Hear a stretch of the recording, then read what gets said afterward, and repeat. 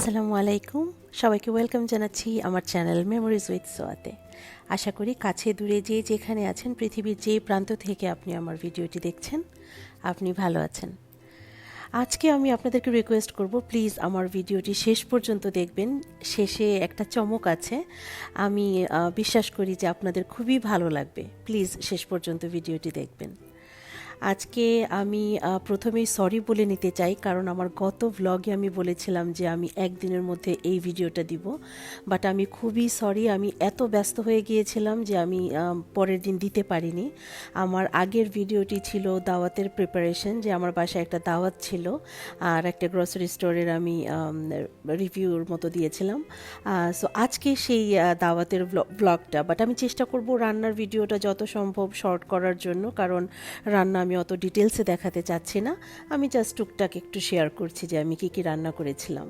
So আমি যেহেতু same day, ওই জন্য আমি লাউটা ওই দিনই রান্না করেছি, কারণ কচি লাউ আগের দিন রান্না করে রাখলে ভালো লাগবে না। ওই জন্য দাওয়াতের দিন আমি এটা রান্না করেছিলাম। তো লাউটা আপনারা দেখতেই পেয়েছেন কত কচি ছিল। সবসময় এরকম কচি লাউ পাওয়া যায় এখানে। সো আমি লাউটা আজকে রান্না করব। আমি যখনই লাউটা রান্না করি তখনই আমি ইনস্ট্যান্ট এভাবে ব্লেন্ড করে নিই, কারণ হচ্ছে যে ফ্রোজেন থাকলে ভালো লাগে না অনেক কিছু। সো এইভাবে আমি পেঁয়াজ, কাঁচামরিচ আর ধনেপাতা এটাকে ভালোভাবে ব্লেন্ড করে নিয়েছি। সো এরকম একটা গ্রিন কালারের পেস্টের মতো হয়। আর লাউ চিংড়ি আমি যখনই রান্না করি সবসময় আমি সরিষার তেল দিয়ে রান্না করি। আর এইখানে আমি এই ডাবুরের তেলটা ইউজ করি সবসময়, যখনই অ্যাভেলেবেল থাকে এই তেলটাই আমি কিনি। এই তেলটাই ভালো লাগে। অন্যান্য অনেক ব্র্যান্ড আছে, বাট ওগুলো একটু ঝাঁঝ থাকে বেশি। সো আমি সরিষার তেলের মধ্যে এই ব্লেন্ডটা দিয়ে দিলাম, আমার গ্রিন কালারের পেস্টটা, যেখানে ছিল পেঁয়াজ, ধনেপাতা আর কাঁচামরিচ। সো এটা আমি ভালোভাবে এখানে কষিয়ে তারপর মশলা দিব। মশলার মধ্যে নর্মাল আমরা যা দিই। আমি আসলে আজকে কোনো রেসিপি শেয়ার করছি না, জাস্ট আমার ব্লগটা আমি কি রান্না করেছিলাম জাস্ট কিছুটা গ্লিমস আপনাদেরকে দেখাচ্ছি। বাট আমি খুবই এক্সাইটেড আমার ব্লগের শেষ পার্টটা নিয়ে। ওখানে আপনারা দেখতে পারবেন একটা কিছু যেটা আমি বিশ্বাস করি আপনাদের ভালো লাগবে। আর আমার ব্লগে ইউজুয়ালি আমি আসলে কাউকে দেখাই না, কারণ হচ্ছে যে পছন্দ করে না অনেকেই, মানে ক্যামেরার সামনে আসতে চায় না, যে কারণে আমি কাউকে দেখাই না।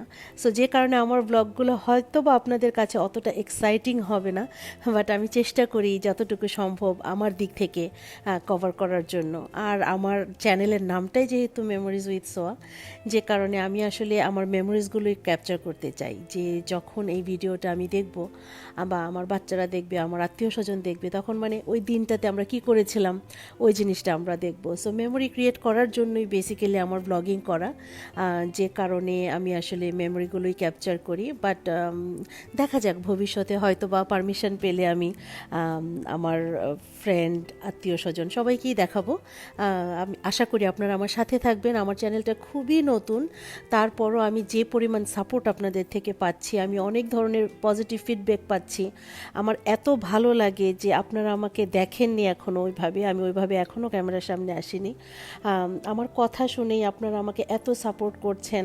যখন আমি দেখি যে আপনারা লেখেন যে আমার কথা আপনাদের ভালো লাগে বা আমার ব্লগটা আপনাদের ভালো লেগেছে, আপনারা অ্যাপ্রিসিয়েট করেন আমার কাজ, আমার খুবই ভালো লাগে। আমি সো গ্রেটফুল আপনাদের কাছে যে আপনারা আমাকে না দেখে না চেনে এত সাপোর্ট করছেন। Thank you. সো এইখানে লাউ চিংড়ি তো হয়ে গেল। এইখানে আমি একটা শুটকি রান্না করব, যে শুটকিটা আমি দাওয়াত প্রিপারেশনে দেখিয়েছিলাম আপনাদেরকে যে আমি হাফ ডান করে রেখেছি, আজকে সেটা রান্না করব। আর আরেকটা চুলা এখানে আমি রোস্ট রান্না করছি। এই রোস্টের একটা রেসিপি, ফুল রেসিপি আছে আমার চ্যানেলে, প্রুভেন রেসিপি, আপনারা দেখবেন ওই নামে আছে। সো ওইটা ওইভাবে যদি আপনি ফলো করেন এত মজা হবে আপনার রোস্ট, যে খাবে সেই পছন্দ করবে। ওইটার ফুল ভিডিও আছে আমার চ্যানেলে, আপনি দেখে নেবেন। আর এইটা হচ্ছে ওই শুটকিটা যেটা আমি গত ভ্লগে রেডি করে রেখেছিলাম, একদম ক্লিনিং থেকে আমি সবটা দেখিয়েছিলাম গত ভ্লগে। সো আজকে আমি জাস্ট রান্না করছি। তো মশলা সেম অন্যান্য তরকারিতে আমরা যেরকম দিই, বাট শুটকিতে ইউজুয়ালি আমি যেটা করি জিরা বা গরম মশলা এসব দিই না, এলাচ দারচিনি অনেকেই দেয়, বাট আমি দিই না, জাস্ট নর্মাল মশলা দিয়ে রান্না করি। আর চেষ্টা করি বেশি রসুন দিয়ে রান্না করার জন্য, কারণ শুটকিতে যত বেশি আপনি রসুন দিবেন আপনার তত সেটা ভালো লাগবে, কারণ শুটকির তো এমনিতে একটা স্মেল থাকে, রসুনটা দিলে সেই স্মেলটা অনেকটা মানে কভার করে আর কি, ভালো লাগে। এই তো, সো ওই শুটকিটা আমি রান্না করে ফেললাম। সো এইগুলোই মেইন ডিশ ছিল, আর পাশাপাশি আরও কিছু ছিল। আর আমি এখন লাস্টে নামানোর আগে জাস্ট কাঁচামরিচ দিয়ে দিচ্ছি, যেটাতে কাঁচামরিচের একটা সুন্দর স্মেল থাকে এবং টেক্সচারটাও ভালো থাকে, ওভারকুকড হয় না, গ্রিন কালারের থাকে, দেখতে ভালো লাগে। তো শুটকিটাও হয়ে গেল। আর এখন আমি করব একটু ইলিশ মাছ ভাজি করব। সো ইলিশ মাছ ভাজির আমি কয়েকটা টুকরা নিয়ে নিলাম, নিয়ে আমি জাস্ট মশলাগুলো অল্প অল্প করে দিব, দিয়ে লবণ দিয়ে সরিষার তেল দিয়ে আমি এটাকে ভালোভাবে মাখবো, কারণ এটার মাখাতেই হচ্ছে যে মজা। যত ভালোভাবে আপনি মাখবেন তত হচ্ছে ইলিশ মাছটা আপনার খেতে টেস্টি হবে। ফাইনালি সব রান্না টান্না শেষ করে ফেলেছি, এখন জাস্ট একটু ঘর গোছানোর পালা। আমি সব কিছু গুছিয়ে ফেলেছি ঘরের মোটামুটি, এখন একটু জাস্ট ক্যান্ডেল জ্বালিয়ে নিচ্ছি। আর এই হচ্ছে আমার আইটেমগুলো, ভাত ছিল, পোলাও ছিল, রোস্ট ছিল, তারপর লাউ চিংড়ি, তারপর এইখানে আছে আমার গাছের লাউ শাক, শিম দিয়ে করেছিলাম। আর এই পুলিটা আমার বড় ভাই বাংলাদেশ থেকে পাঠিয়েছেন। এখানে আমার ফ্রেন্ড বিফ রান্না করে নিয়ে এসেছিল, আর কচি কাঁঠালের সবজি, 2 রকমের ভর্তা, শুটকি। এই ছিল আজকে আমাদের রান্নার আয়োজন।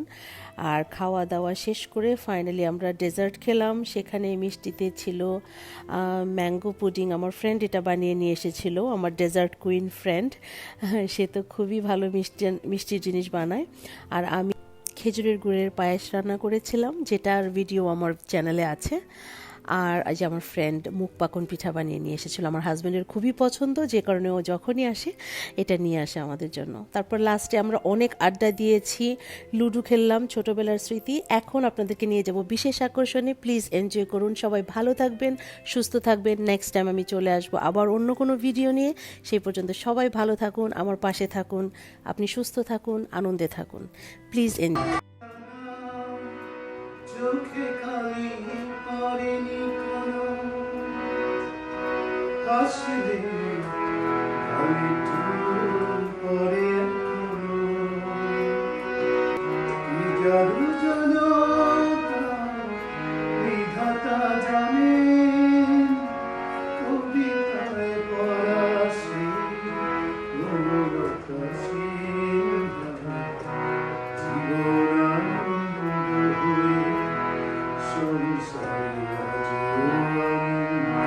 সবে কিছু ভুলে যাও, তুমিও তো বেশ আছো, ভালোই আছো।